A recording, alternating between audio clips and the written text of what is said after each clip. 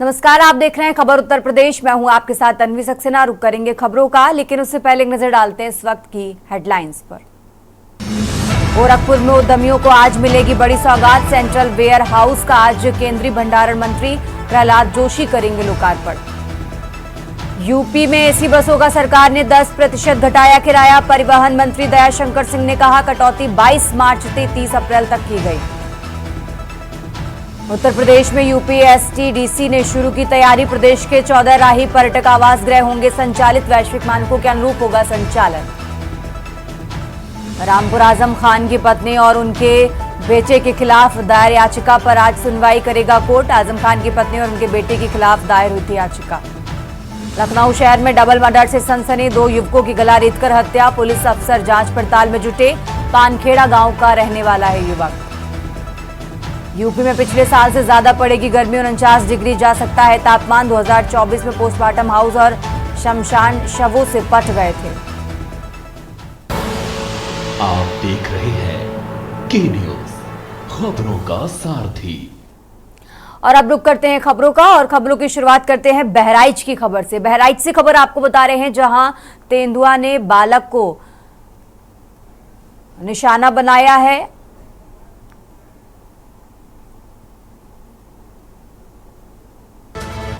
खेल रहे बच्चे को उठा ले गया तेंदुआ। बहराइच से खबर आपको बता रहे हैं, जहां परिवार के लोग घरेलू काम में व्यस्त थे। गांव के बाहर खेत में मिला विक्की का शव। बहराइच से खबर आपको बता रहे हैं, जहां सिजौली वन रेंज के भैंसियाही गांव का ये मामला आपको बता रहे हैं। खेल रहे बच्चे को उठा ले गया तेंदुआ। बहराइच से खबर आपको बता रहे हैं, परिवार के लोग घरेलू काम में व्यस्त थे।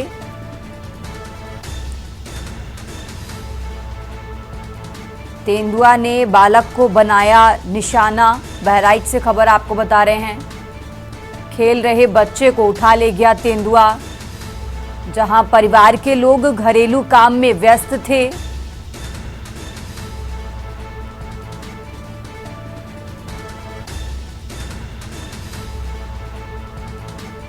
सुजौली वन रेंज के भैंसाही गांव का ये मामला आपको बता रहे हैं। बहराइच से खबर, जहां तेंदुआ ने बालक को निशाना बनाया। खेल रहे बच्चे को उठा ले गया तेंदुआ। जहां परिवार के लोग घरेलू काम में व्यस्त थे।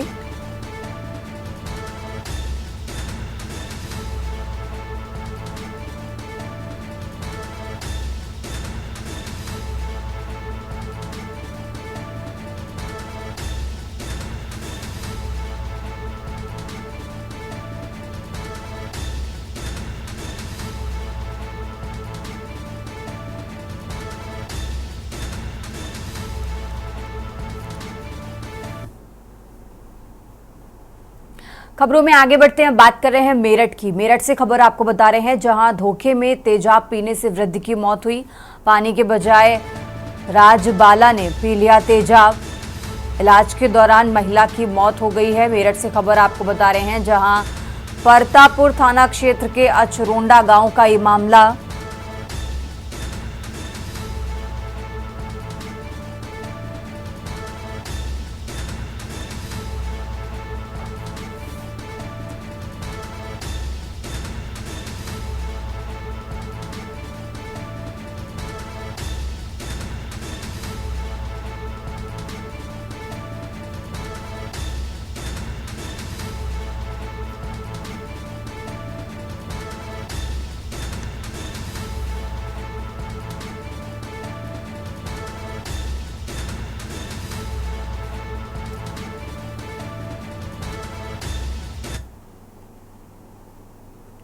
खबर उत्तर प्रदेश में आगे बढ़ते हैं। उत्तर प्रदेश में आईएएस अभिषेक प्रकाश के निलंबन के बाद अयोध्या में तैनात अधिकारियों की ओर से भ्रष्टाचार की बढ़ती शिकायतों को लेकर मुख्यमंत्री योगी आदित्यनाथ ने संज्ञान लिया है।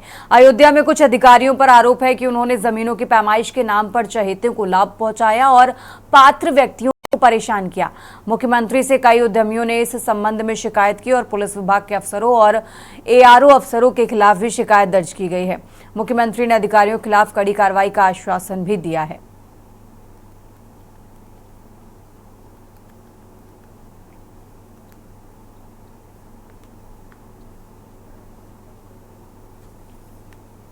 और अब खबर लखनऊ से है, जहां उत्तर प्रदेश के सहकारिता मंत्री जेपीएस राठौर ने उत्तर प्रदेश कोऑपरेटिव बैठक के दौरान बड़ा बयान दिया। उन्होंने कहा कि प्रदेश की योगी सरकार भ्रष्टाचार मुक्त व्यवस्था बनाने के लिए प्रतिबद्ध है। मंत्री ने दावा किया कि सरकार ने बैंकों से भ्रष्टाचार को खत्म किया और जो भी भ्रष्टाचार करेगा उसके खिलाफ सख्त कार्रवाई होगी। उन्होंने कहा कि अभिषेक प्रकाश के खिलाफ भ्रष्टाचार के मामले में सरकार ने उचित कदम उठाए हैं, जिससे स्पष्ट है कि भ्रष्टाचार किसी भी हाल में बर्दाश्त नहीं किया जाएगा।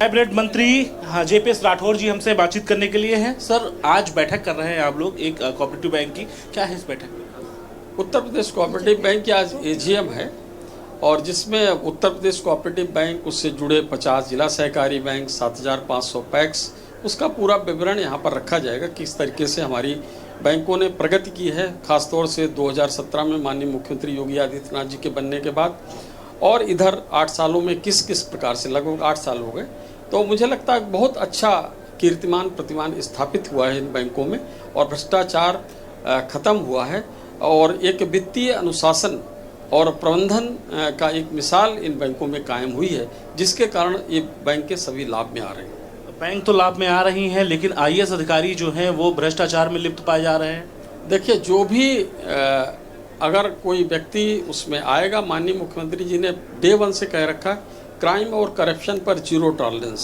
तो जो भी उसमें लपेटे में आ जाएगा उसके खिलाफ कार्रवाई होगी।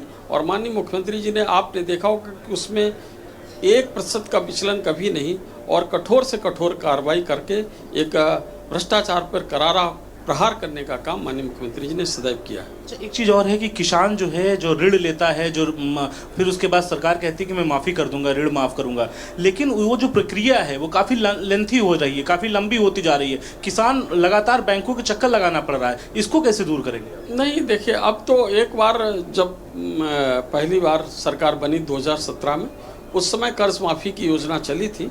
आज उस योजना की आवश्यकता भी नहीं रह गई है, क्योंकि कर्ज माफ़ी एक मतलब एक तरीके से बहुत बड़ा रोग हो जा रहा था, क्योंकि उसके कारण जो अच्छा किसान था, जो जमा करने की स्थिति में भी था, वो भी नहीं जमा कर पा रहा था। इसके कारण और स्थिति खराब हो रही थी।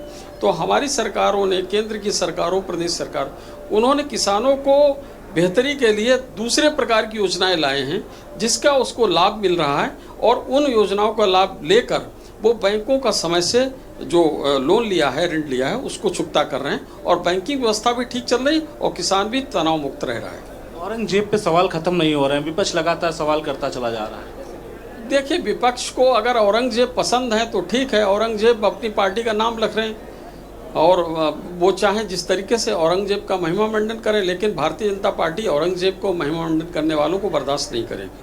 धन्यवाद। तो ये थे हमारे साथ में मंत्री जेपीएस राठौर, जिनका साफ तौर पे कहना है कि जिस तरीके से लगातार जो है सरकार का औरंगजेब का नाम ले रही है, विपक्ष ले रही है और उनका गुणगान कर रही है, तो वो गुणगान करती रहे, उससे किसी का कोई फायदा नहीं होने वाला है।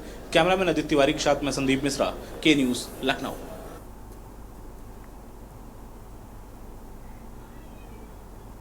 डिप्टी सीएम केशव प्रसाद मौर्य ये फिलिप्स मॉल आ चुके हैं। प्लासियो भी यहाँ फिनिक्स में आ करके प्लासियो में जो है आज जो है छावा मूवी जो है वो देखने के लिए यहाँ पर पहुँचे हुए हैं और अब देखिए किस तरीके से अपनी गाड़ी से जो है यहाँ पर पहुँच चुके हैं केशव प्रसाद मौर्य और साफ तौर पे और चलिए खबरों में आगे बढ़ते हैं। उत्तर प्रदेश के उप मुख्यमंत्री केशव प्रसाद मौर्य ने फिनिक्स प्लासी मॉल में आयोजित छावा मूवी के शो में शिरकत की। इस मौके पर उन्होंने मूवी में दिखाए गए औरंगजेब के अत्याचारों पर टिप्पणी करते हुए कहा कि ये फिल्म इतिहास के उस काले पक्ष को उजागर करती है। मौर्य ने कांग्रेस अध्यक्ष राहुल गांधी और समाजवादी पार्टी के नेता अखिलेश यादव से भी अपील की कि वे इस फिल्म को देखें और समझें कि भारतीय इतिहास में क्या हुआ। उन्होंने ये भी कहा कि उनकी सरकार शिवाजी महाराज के मार्ग पर चलने के लिए प्रतिबद्ध है।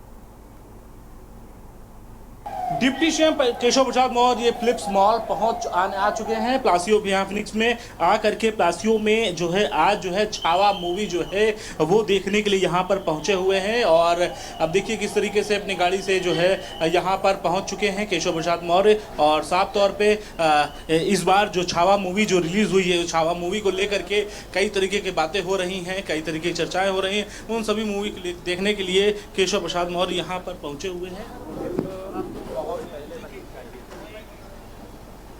और इस फिल्म को मुस्लिम परस्त श्री राहुल गांधी जी और उनके सदाबहार दरबारी श्री अखिलेश यादव जी और पश्चिम बंगाल की मुख्यमंत्री ममता बनर्जी जी को देखना चाहिए, तब उन्हें पता चलेगा कि क्रूरता का दूसरा नाम औरंगजेब है। और आज छावा फिल्म देखने के लिए हम अपने साथियों के साथ आए हुए हैं। आज यही कहेंगे, जय शिवाजी, जय संभाजी। शफीकुर रहमान वर्क ने कहा है, उन्होंने जो सालार गाजी को संत बताया है, शफीकुर रहमान संत बताया। देखिए, आक्रमणकारी संत नहीं होता, आक्रमणकारी होता, अत्याचारी होता है। जिसने मंदिरों को तोड़ा हो, जिसने धर्मांतरण कराने के लिए बल का प्रयोग किया हो, जिसने भारत की संस्कृति को मिटाने का प्रयास किया हो, उसके बारे में इस प्रकार का बयान देने वाले समाजवादी पार्टी के सांसद के बारे में श्री अखिलेश यादव जी अपनी चुप्पी तोड़ें। कभी आबू आजमी के बयान पे चुप हो जाते हैं, कभी अपने सांसद के बयान पर चुप हो जाते हैं। इसका जवाब प्रदेश भी चाहेगा, देश भी चाहेगा। या फिल्म न बैन होगी और इस प्रकार की जो फिल्में अभी तक बनने से रुकती थी, वह फिल्में और बननी चाहिए। देश को सच जानना चाहिए।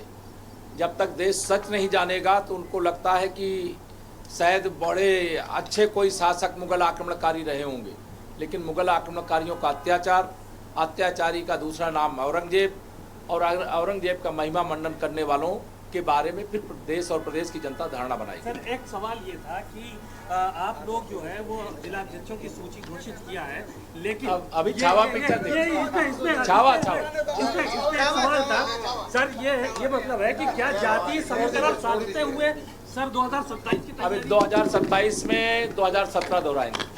तो आपने डिप्टी सीएम केशव प्रसाद और उन्होंने साफ तौर पे कहा किस तरीके से औरंगजेब के बारे में बताया है। औरंगजेब के बारे में उन्होंने बताया कि किस तरीके से क्रूर था वो औरंगजेब। और आज हम छत्रपति शिवाजी को पूछते हैं, औरंगजेब पे जिस तरीके से उन्होंने बात कही है और साथ सत्ताधार पार्टी जिस तरीके से लगातार आरोप लगा रहे हैं, इसके साथ ही साथ में विपक्ष लगातार इस पर हंगामा करते हुए नजर आ रहा है। शायद यही वजह है कि डिप्टी सीएम केशव प्रसाद यहाँ आज अपनी इस छावा मूवी को देखने के लिए यहाँ पर पहुंचे हुए हैं।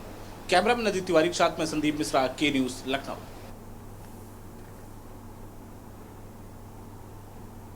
और चलिए खबरों में आगे बढ़ते हैं। अखिल भारतीय क्षेत्रीय महासभा के राष्ट्रीय अध्यक्ष एवं पूर्व सांसद कुंवर हरिवंश सिंह के पुत्र दुर्गेश सिंह के निधन पर ग्राम बस्ती बंदगान घुटहन में एक श्रद्धांजलि सभा का आयोजन किया गया। इस मौके पर क्षत्रिय समाज के देश भर से आए सैकड़ों गणमान्य लोगों ने दिवंगत आत्मा को श्रद्धांजलि दी।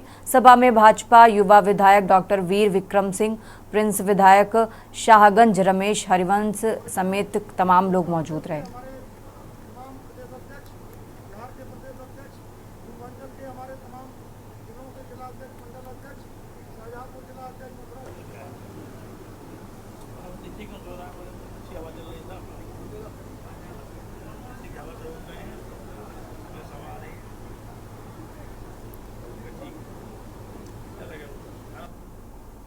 और अब खबर बुलंदशहर से है। शिकारपुर नगर क्षेत्र में अवैध हथियार के साथ वीडियो वायरल करने वाला युवक अब तक पुलिस की पकड़ से बाहर है। 24 घंटे बीतने के बावजूद गिरफ्तारी न होने से पुलिस की कार्यशैली पर सवाल उठ रहे हैं। वीडियो वायरल होने के बाद कस्बे में दहशत का माहौल है। आरोपी युवक शिकारपुर कोतवाली क्षेत्र के मोहल्ला मंडी का निवासी बताया जा रहा है। पुलिस ने फिलहाल आश्वासन दिया है कि जल्द ही आरोपी को गिरफ्तार कर लिया जाएगा।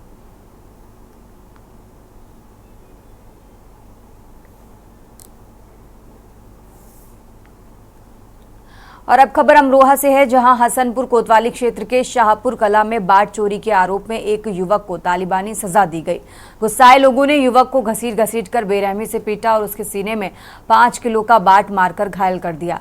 इस घटना का वीडियो सोशल मीडिया पर वायरल हो रहा है, जिसमें लोग युवक को बाग में घसीटते नजर आ रहे हैं। सूचना मिलने पर पुलिस मौके पर पहुंची और घायल युवक को CHC में भर्ती कराया। पुलिस ने फिलहाल पूरे मामले की जाँच पड़ताल शुरू कर दी है।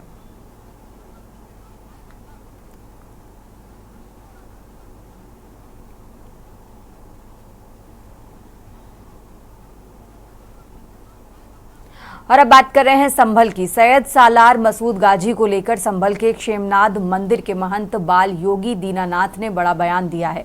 उन्होंने कहा कि देश को लूटने वाले, आक्रांता का महिमा मंडन करने वाले देशद्रोही से कम नहीं है और ऐसे लोगों को सलाखों के पीछे भेजा जाना चाहिए।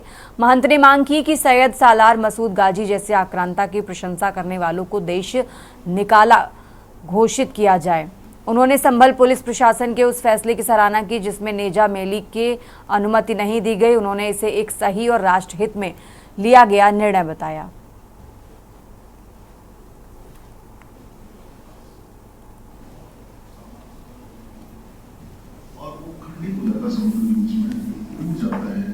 देखिए, मैं धन्यवाद दूंगा प्रशासन को, शासन को। इन्होंने अच्छा किया। किसी भी आक्रांता का महिमा मंडन जो करे वह देशद्रोह है। ऐसे व्यक्तियों पर कार्रवाई होनी चाहिए। जिसने भारत को बार बार लूटने का प्रयास किया, क्या उसके नाम पर मेला लगाना सही है? सरासर गलत है। जो भारत के विरुद्ध जिसने आज तक षड्यंत्र भी किया है, ऐसे व्यक्तियों को भारत से, जो भी ऐसे व्यक्तियों का महिमा मंडन करता है, ऐसे व्यक्तियों को भारत में रहने का भी अधिकार नहीं है, अगर ठीक प्रकार से आप पूछें तो।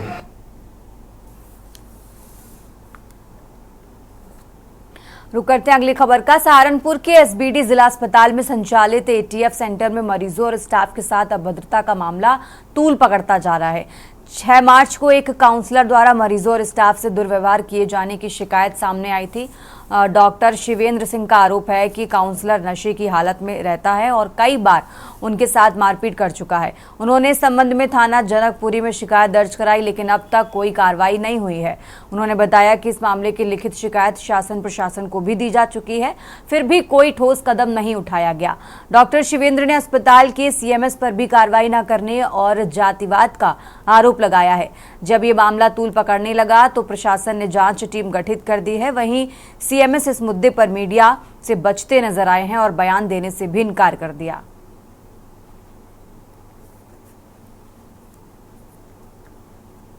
मुख्य कारण यह है कि नशा मुक्ति केंद्र को पिछले 3 वर्षों से मैं ही देख रहा हूँ। जो पहले यहाँ कमिश्नर साहब थे, उन्होंने इसका स्टार्ट कराया था यहाँ पे, तब से मैं ही देख रहा हूँ उसको। और विगत 3 महीने से यहाँ पे कोई मेडिकल ऑफिसर नहीं है। कई बार लिखने के देने के बावजूद भी अभी तक उसकी नियुक्ति नहीं हुई है, लेकिन सही से संचालन चलता रहा। इस वजह से मैं खुद उसको देख रहा था, पेशेंट एडमिट कर रहा था, सब कुछ कर रहा था। लेकिन दिनांक 6 तारीख को वहाँ पे एक कार्यरत काउंसलर है, नाम है योगिंदर सिंह। उनके द्वारा पहले बहुत सारी शिकायतें आई जिसके लिए उनको नोटिस दिए जा चुके हैं और बार बार उनके माफीनामे पे उनको छोड़ दिया जाता था। दारू पी के अभद्र व्यवहार करना अपने सहकर्मियों के साथ, मरीजों के साथ, महिलाओं के साथ। अभी लास्ट में 2 महीने पहले भी उन्होंने दारू के नशे में, शराब के नशे में पकड़े गए थे, जिसके बाद उनको नोटिस दिया गया था। उनके घर भी लेटर पोस्ट किया गया था। और अब खबर गाजीपुर से है, जहां एक सनसनीखेज वारदात के बदमाशों ने दिन दहाड़े गोली मारकर 2 युवकों की हत्या कर दी। दिन दहाड़े डबल मर्डर से सनसनी फैल गई। मामला गाजीपुर के खानपुर थाना क्षेत्र के उचौरी गांव का है, जहां बदमाशों ने एक बगीचे में 2 युवकों की गोली मारकर हत्या कर दी और फरार हो गए। घटना से ग्रामीणों में रोष व्याप्त है। घटना के पीछे आपसी रंजिश की आशंका जताई जा रही है। फिलहाल सूचना पर भारी पुलिस फोर्स के साथ पुलिस अफसर मौके पर मौजूद है और मामले की तफ्तीश में जुटे हुए हैं। घटना के बारे में बताया जा रहा है कि खानपुर के रामपुर चिलौना गांव के रहने वाले 18 वर्षीय अमन चौहान और 29 वर्षीय अनुराग सिंह को कुछ लोग उनके घरों से बुलाकर ले गए और उचौरी गांव के पास एक बगीचे में गोली मार दी। बताया जा रहा है कि दोनों युवकों की हत्या के बाद बदमाश मौके से फरार हो गए।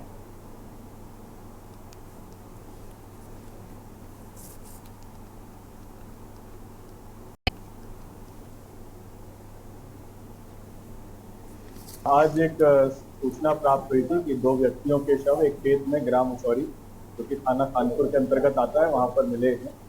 और जानकारी करने के उपरांत ये पता चला कि दोनों लड़के यहीं पास के ही रहने वाले थे, अमन और अनुराग उनके नाम हैं, और दोनों यहाँ पर कुछ जानने वाले लड़कों से ही मिलने आए थे। इसी के उपरांत कुछ घटना हुई होगी, जिसके उपरांत उन लड़कों ने इनके साथ ये घटना कारित की और 2 में ये गंभीर घायल हुए, जिसके बाद इनकी मृत्यु इसमें हो गई है। हत्या के कारणों का एग्जैक्ट पता किया जाएगा, लेकिन अभी तक प्रथम दृष्टया गनशॉट प्रतीत हो रहा है। खबर उत्तर प्रदेश में फिलहाल इतना ही। आप देखते रहिए के न्यूज़ इंडिया।